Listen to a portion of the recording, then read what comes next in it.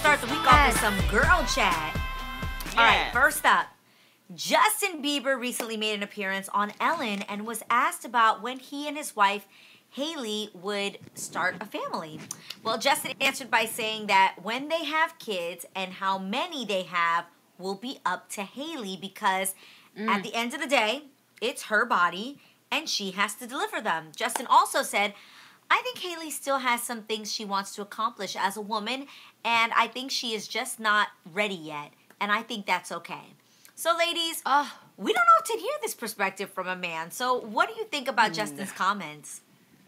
I think even how Justin specific is he grown answered. and woke. Yes. I think I he's agree with you, growing up. Garcelle. I think he's growing up. I think it's the right thing to do. And it's so funny when people go, oh my God, I want 5 or 6 children. I always go, have one, see what it's like, get the reel on it, and then decide. But I think it's right. It is her body, and I think it's great that he's respecting, you know, her wishes because she will be doing most of the work, even though men have come around. I remember my ex-husband used to have a baby in a baby carrier and another one in a stroller, you know, and I think men are doing a lot more, but I do think it really boils down, it's always up to the women. So good for Justin. I like this grown and woke Justin Bieber. I like it. Me too. Just watching his journey to me has been so awesome when you hear him speak now. I'm always just like, what? Well, come on. Come through growth. Yeah. I also like his answer. It was so specific that you can tell they've talked about it. So he actually internalized her response. Like, him knowing that her goal right now is kind of discovering and learning more things to be a woman. Most of the time, Garcelle, I hear the same thing. Women are kind of like, I can't wait to have 3 or 4. You hear I, but you're like, what does he think? So you always wonder if they really have conversations about where they are in their childbearing journey. So I'm really happy with them two together. I don't know. What? What don't you know? What No, now? I mean, they married, so it should not be. I mean, I thought when you get married, it's like a partnership, and I feel like he's leaving it on to her, you know, to make that decision when it should be like. You don't think that's chivalrous? You don't think that's chivalry nice. though? It's noble. Don't get me wrong. Okay. I think it's very noble of him, but I also think it's still a point of. You know, you should have a say-so in, you know, because what if she decides, well, I don't want to have kids in 20 years or something like that. Well, hopefully they've had that that's what I mean. So, Lonnie, how does the conversation look? I just want to play devil's advocate. I want to play devil's advocate. How does the conversation look if Justin's like, I'm ready now. I don't know what's up with her, but I'm ready now. Like, how do you phrase that as a man, or how should you think as a man if you're ready, but she's like, I need some time and it's her body? How would you position that conversation? I mean, it's like I would say with any negotiation, then you would ask, well, you know, can I have a time frame? Can I have a year? Can I, you know, and you work together as partners. And that's what, I mean, like I said, I think it's noble that he's letting her make that decision. But to me, when you're married, you guys come together and it's like to have no answer at all. I mean, and maybe they do have an answer. Maybe he's just saying that for Ellen. I think you still Lonnie just wants to add to her collection of nieces and nephews, man. That's what I see. I see a personal gain here. Auntie Lonnie wants another niece or another nephew. I want to see a baby. And they're young, too. And they're young, and I know they can wait a couple years, but have your babies young. You don't want to have no babies. That's why I ain't having no babies. I'm too old. I'll be a grandma and a mom. So, no, have them young, okay? A grandma and a mom with her shoulder out today. Just all nice and glistening. Look at this. She's feeling herself. Thank you. Thank you, my friend. Okay? I like Up next, it. ladies, I hate you. Time Magazine is asking readers to vote on who they think should be the 2020 person or persons of the year, with the final winner being selected later this month. So far, some of the leading candidates include Dr. Fauci, New York Governor Andrew good-looking Cuomo. Oh, he's so manly to me. And AOC, Congresswoman Alexandria Ocasio-Cortez. Did I say that right? Yes, you did, girl. Ocasio. I'm so proud of myself. It's the shoulder, A resident Latina. So, ladies, it's been quite a year, to say the least. Who would be your pick for Times Person of the Year or persons? I have 3. It's Ooh, between 3 come on, for me. Marcel. Okay, I would say Stacey Abrams because she had a huge impact on the election this year. I would also say Dr. Fauci because, he's the face of, sort of a face we trust and we sort of correlate with COVID. And my third one is a little out there. It's Eric Yuan, and he is the CEO of Zoom. Where would we be if we didn't have Zoom? It's changing the way we do business. It is changing the world, how we connect with our families. It might even change, even when COVID is gone. I think people are not going to fly, across the country to take a meeting because you can do it on Zoom. So I would vote for him too. It's even changing the way we know we're supposed to wear pants during a business meeting. It's changing everything. You're absolutely right. Yeah. I like your list. Yours is a good list. Okay, I have several too, along with you, Garcelle. As much as we have so many people to thank, and I actually had Stacey Abrams on my list too, so that was a good one. I got to give it up to every single essential worker because, guys, we would not have groceries. We would not have plumbing. We would not have those letters that people sent or mail just to keep us afloat with news. The essential workers out there saving us and keeping the hospitals clear for more patients that needed the care. Yeah. I can't get over the people driving buses to get people to their jobs that they essentially had to work. It's countless. The jobs that kept our country going during a lockdown. So thank you guys continually doing it. I am so grateful. I agree. Munchkin. Yeah, I agree too. That's a good one. I really want to see, I remember when artists used to put a bunch of faces together to create one face or one picture, but I would really want us to recognize all of the people who lost their lives to police brutality or just social injustice. I actually think people like Breonna Taylor, I think that's what this year really changed a lot of things. It changed our hearts, our minds. George Floyd. It really brought about change, and it changed how we voted. It changed, it really had an impact on 2020. So I think that those are the people that should be acknowledged and, blanked on the cover of Time magazine. What's the word I'm looking for? Remembered. Yeah, remembered. Honored. Yeah. Yes. Yeah, I would like a combination of all three, what you ladies said. I would like the civil unrest, people that were affected by that, people that died in police brutality. I would like to talk about the pandemic, so that would be the essential workers. And then I would like to put the voters.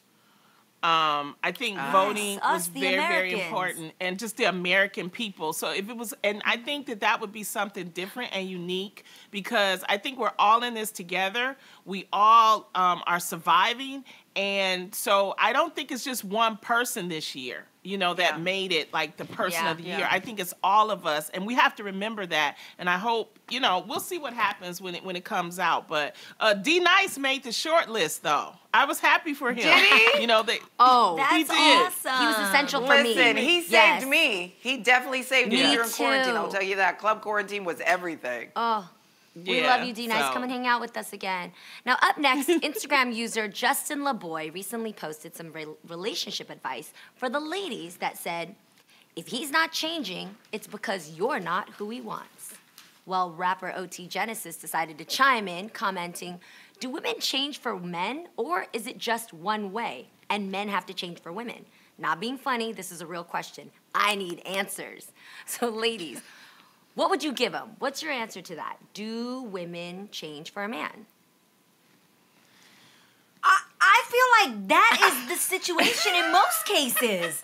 Am I bugging, or that's how we've seen it all through the years? We've literally seen women conform, change their lives, give up their lives for men. We've seen them change their faces, their noses, their lips, their butts, their boobs, to try to get with a man. I've seen them change it all just to get with a man. God. Yet, as women, am I bugging, or do we always hear this mantra that is, yo, you can never change a man? Isn't that just I have a quote. thing? That is the thing that we always say. You can't change a man. It's like a universal truth. You can't change a man.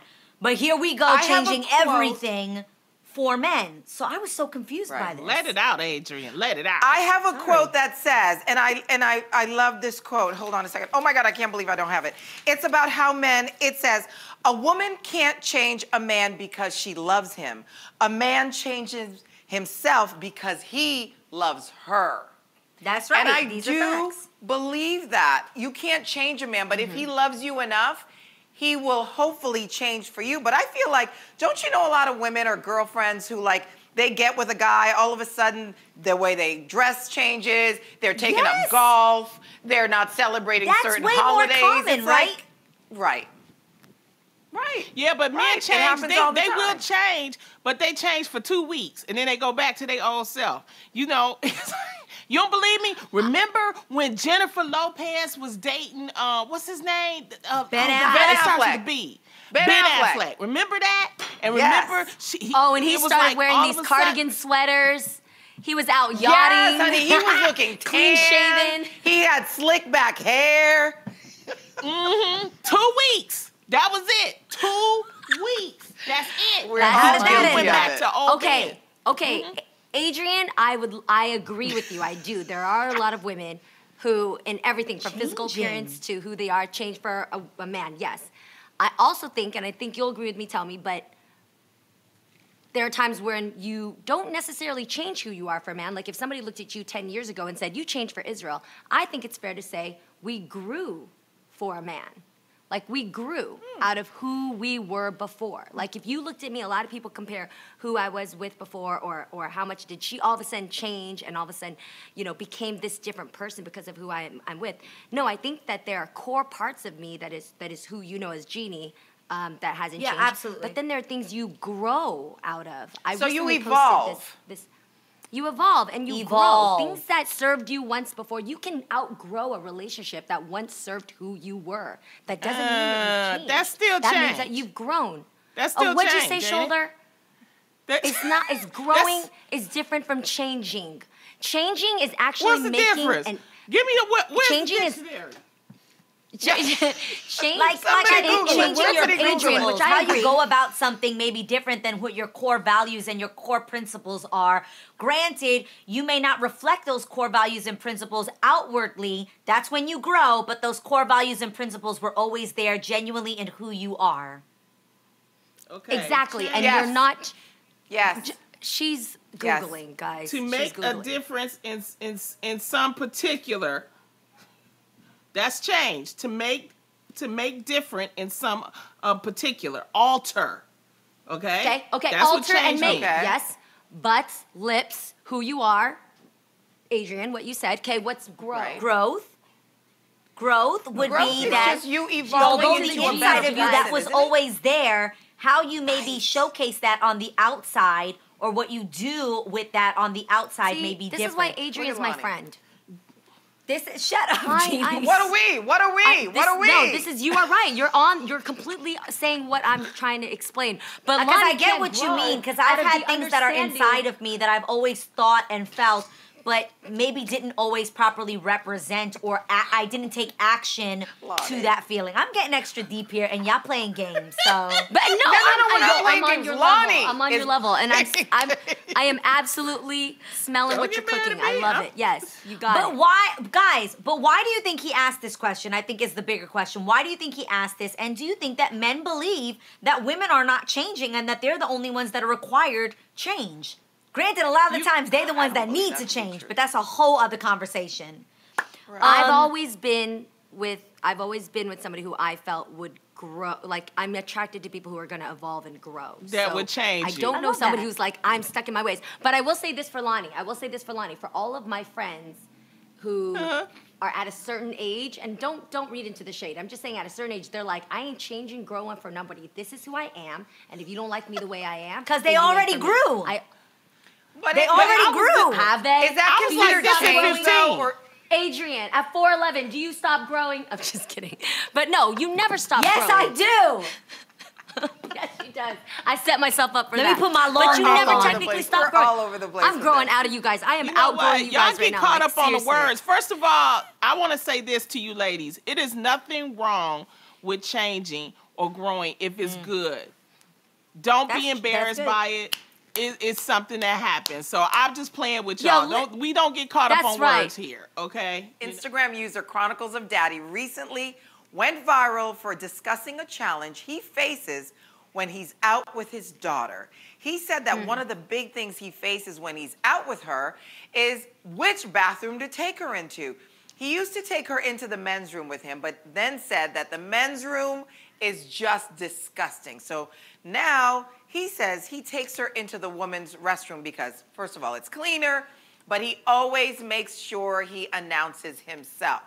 So I want to know what you guys think about this dad dilemma. I know for me, because I have boys, I used to take them to the ladies' room all the time until Jax and Jade both said one day, Mom, can we go to the men's room?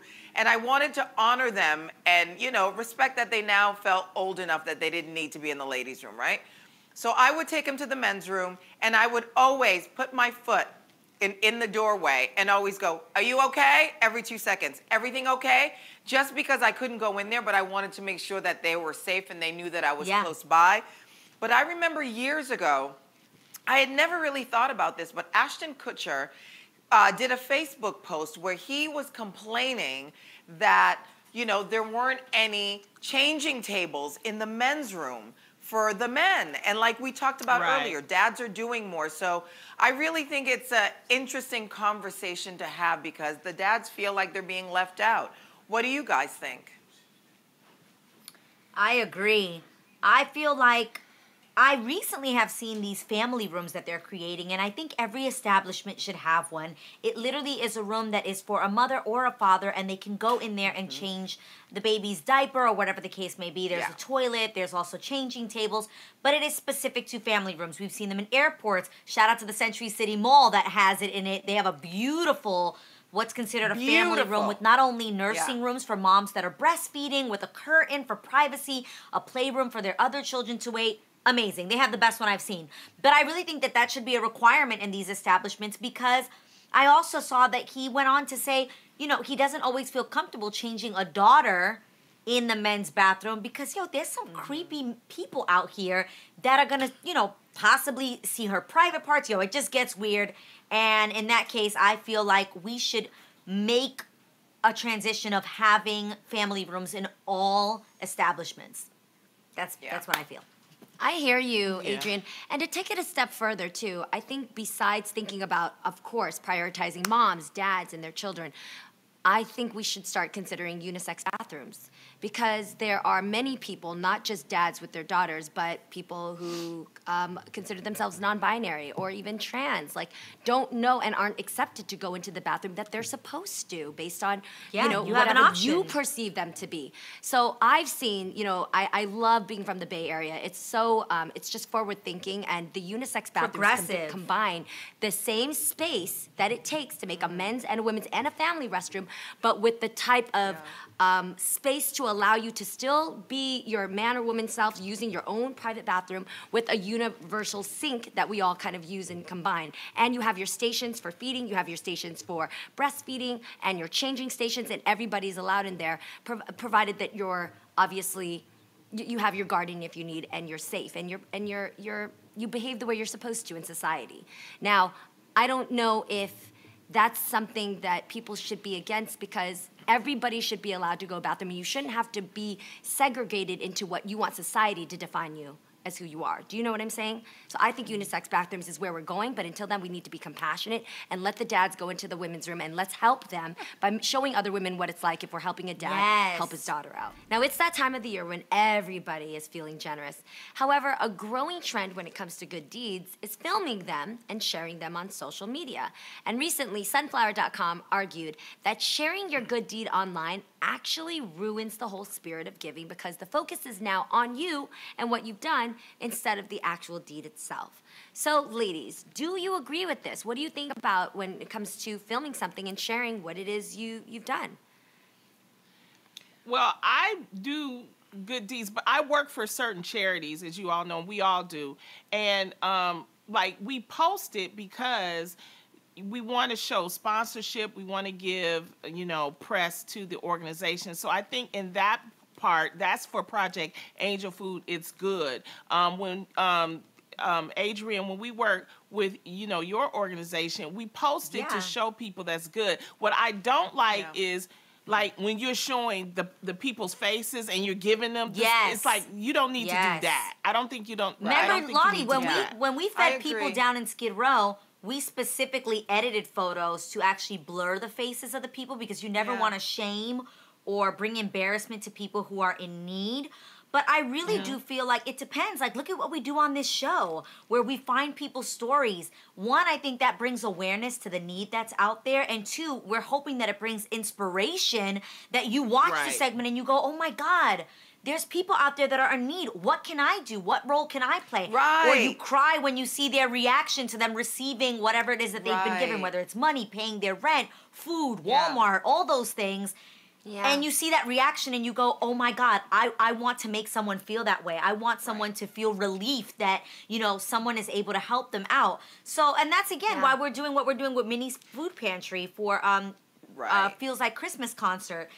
So, if you're doing it just for attention, I just want you to know that your heart and the things that you do will always come through. If you're doing it for some whack purposes, those whack vibes will come to the light. And if you're doing it with a good heart, I couldn't agree with you God more. sees your heart, so don't worry what anybody else says. Yes. Because there's always going to be haters. Sometimes I do think it's nice to be that fly in the wall and catch a moment, even if the face is in there. One of my favorite videos was when these nurses who worked with the famous ballerina who actually did Swan Lake, they captured a video of getting her. She has Alzheimer's. She doesn't move or doesn't speak throughout the day. She's been like that for months.